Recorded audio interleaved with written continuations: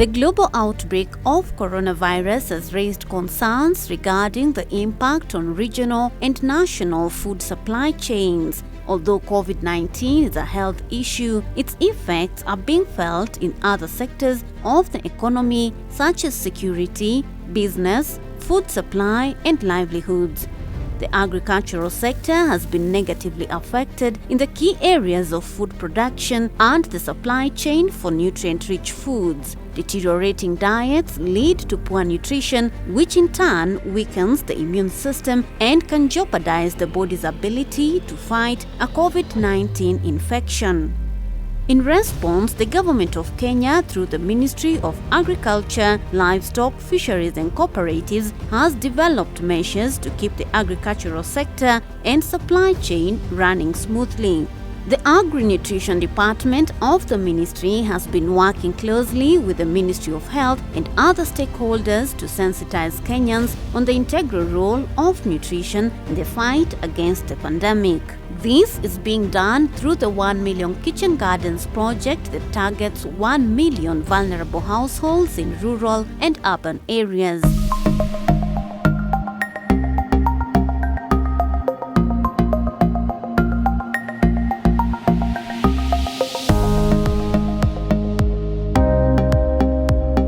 So we are here today at the Ministry of Agriculture, Kilimo House, where we have the model kitchen garden demonstration site, where we set up all the technologies that all households are able to adapt to be able to give them not only knowledge, but also be able to, give them the instructions, step-by-step guidance on how to set up these gardens. The ministry is promoting simple, space and water-efficient kitchen garden technologies such as the cone garden, the multi-story garden, the micro garden, the tire garden, the moist bed garden, the wick irrigation garden, and the simple drip irrigation garden. This project has been engaging schools across Kenya to increase nutrition and health knowledge among students. Several school gardens have already been established, such as at Olympic Secondary School in Kibra.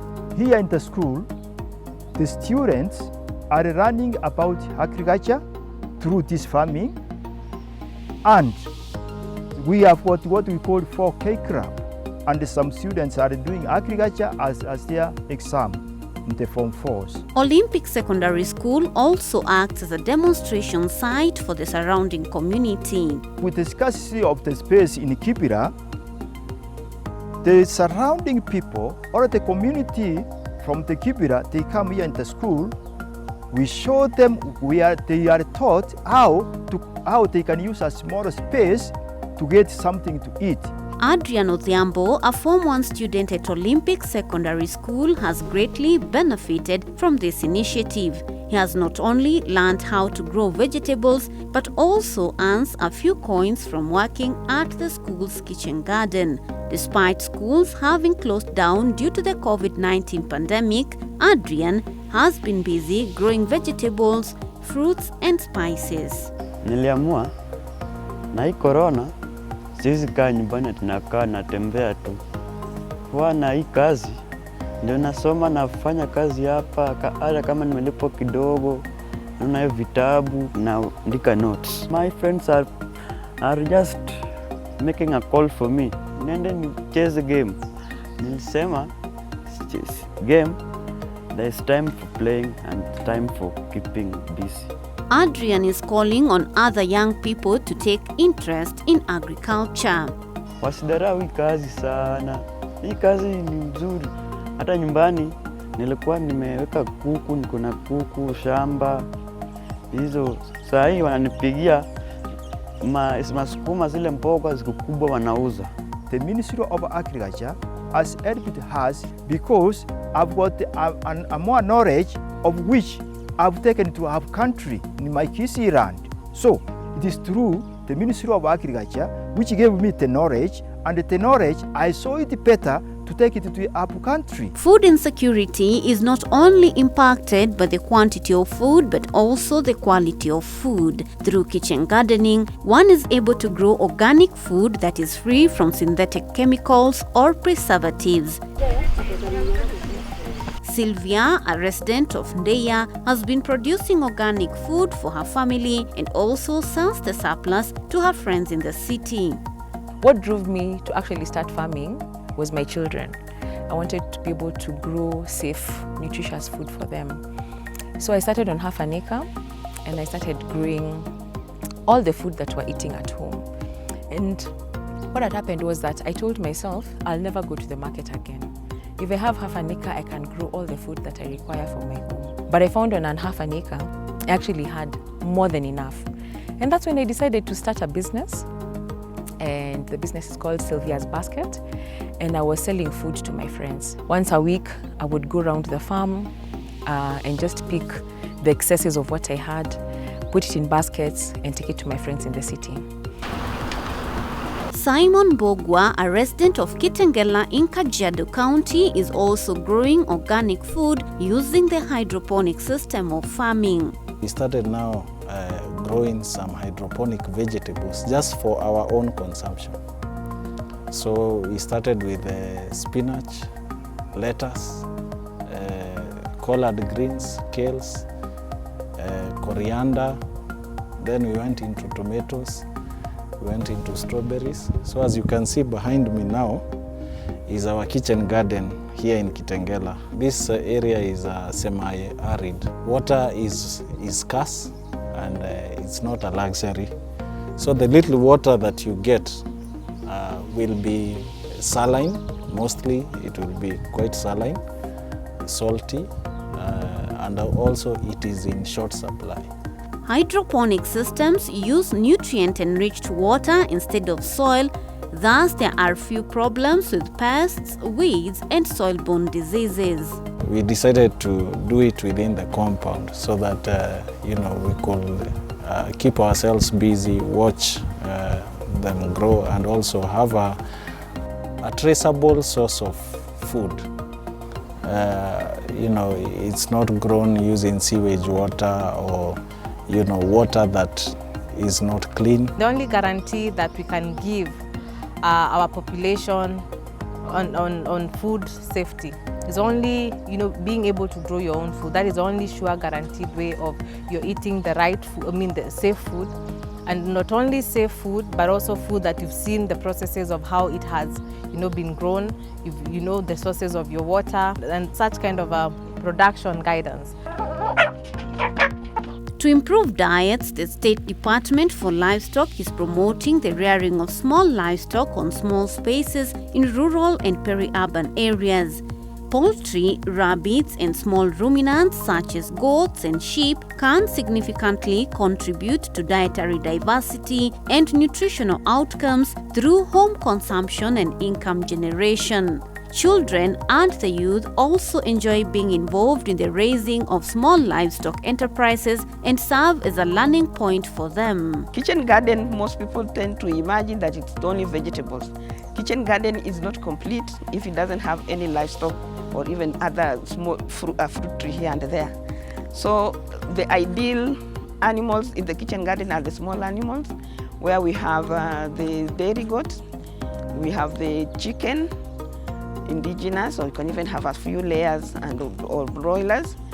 We also have the dairy goat and the rabbits.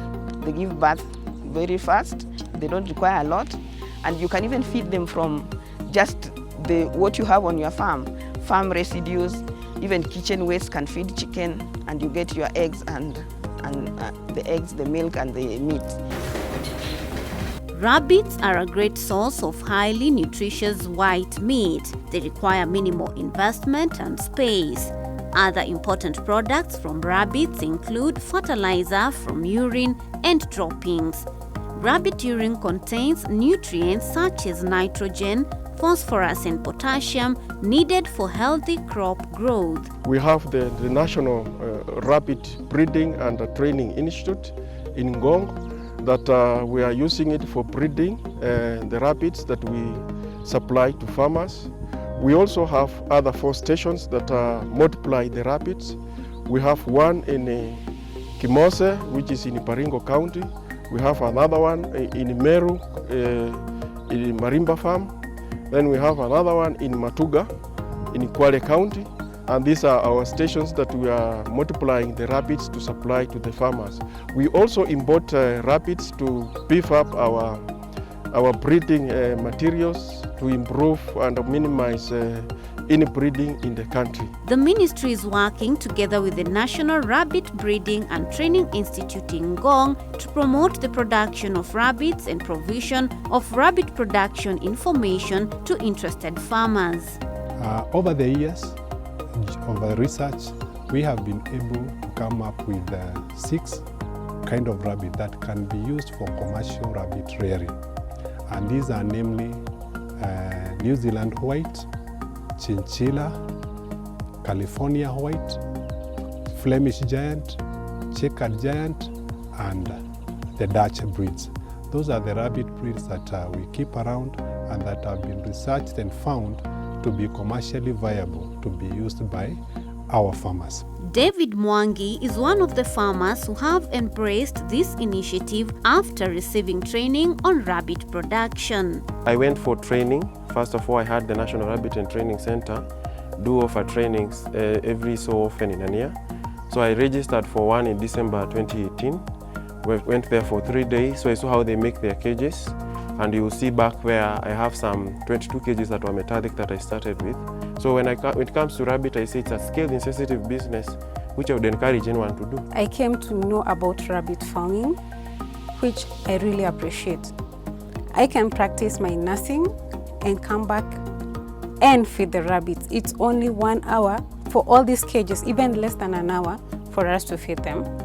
The white rabbits, they got so sweet meat. And the bone to meat ratio, it has a lot of meat than the bones. Dairy goat rearing is very beneficial for households.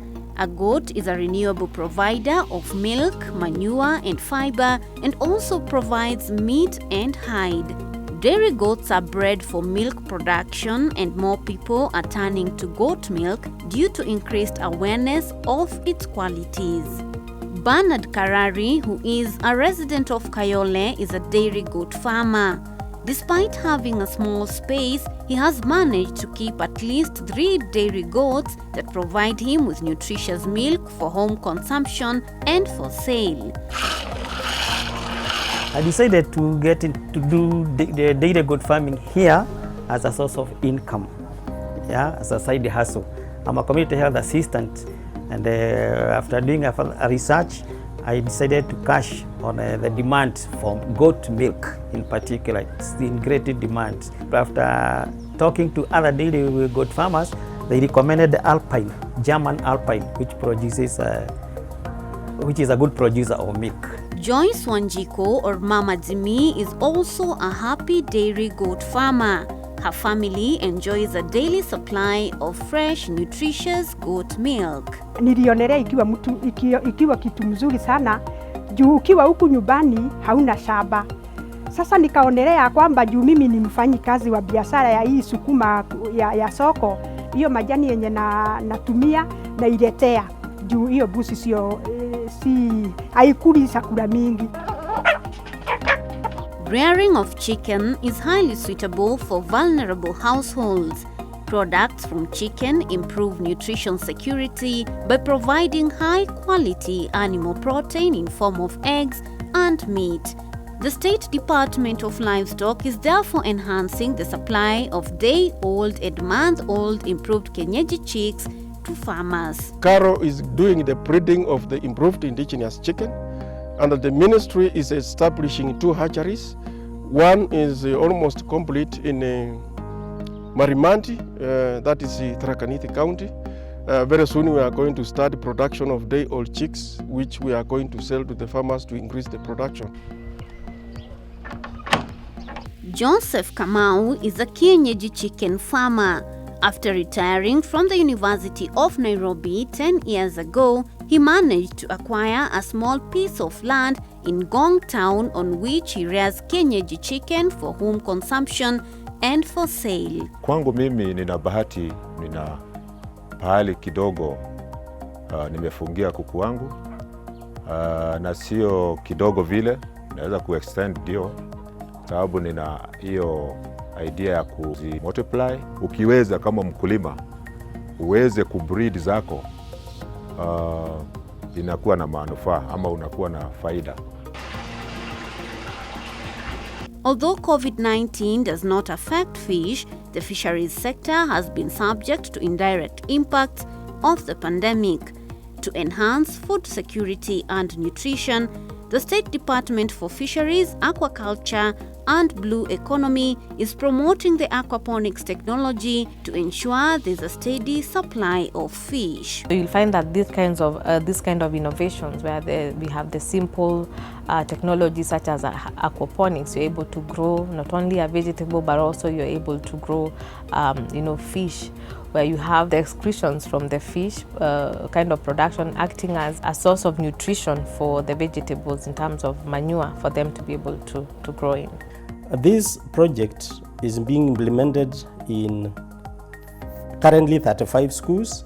We are working with learning institutions. We want to send a message to the youth that they can also grow fish and a crop in a very small area, basically in backyards. One of the partner schools is South Teto Girls High School in Mokoroine, Nyeri County. The students have greatly benefited with this technology, mainly because actually apart from teaching it theoretically, they are able to see what is actually happening practically. They are also doing it in the greenhouse. So it has greatly benefited the students in making agriculture to be very interesting. And actually we use the students in feeding the fish. We are actually already working on how to revive the 4K clubs once the kids are back fully in schools. We have already developed for them the manuals on how to set up the 4K clubs, and now we are gearing towards building the capacity of their teachers to be able to help them form the 4K clubs back in schools.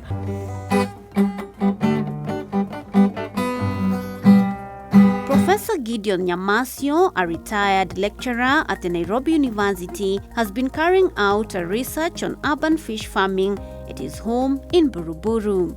I thought of starting the project in Nairobi with a view to setting up a system that people who are retired, who are idle, who are locked up because of the pandemic can actually occupy themselves and reduce and lower their stress levels.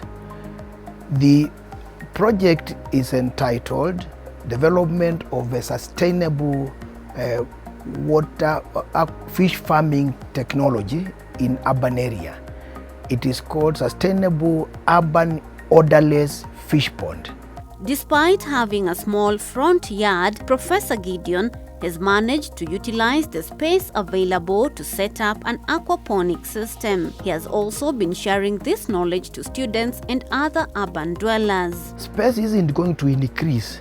Therefore, the design is intended to be adaptable to any area of space available. These technologies have actually taken into consideration those people who may not have enough space. So you'll find that we have been able to highlight if you have a balcony or a wall, there's a technology that you can be able to adopt for that kind of a setup. If you have some bit of a space, you can either have a multi-story garden or a corn garden. You can have any technology, at least which are sensitive to space. Nutrition is one of the primary aspects in today's lifestyle. During these difficult times, kitchen gardening will not only save you money but also provide you and your family with a sustainable supply of healthy, nutritious food. If we increase the supply of day-old chicks, if we increase the supply of the rabbits, if we increase the supply of the breeding dairy cots, the farmers will access, and in the near future we are going to be nutritionally secure. Unajua ukikula vizuri, hata homa ya kawaida, wacha corona, hata homa ya kawaida haiwezi kukudhuru ukiwa umeshiba. If each family can have a kind of a small backyard kitchen garden, they will be able at least to jump going to the market at least twice per week. And that means that money has already been translated for other uses in the family. So we are actually taking all Kenyans who would be then interested to set up their own kitchen gardens or home-based gardens within the confines of their homes. We would then be able to provide, be it technical support, be it technical and also input support to the families that may not afford to buy for themselves.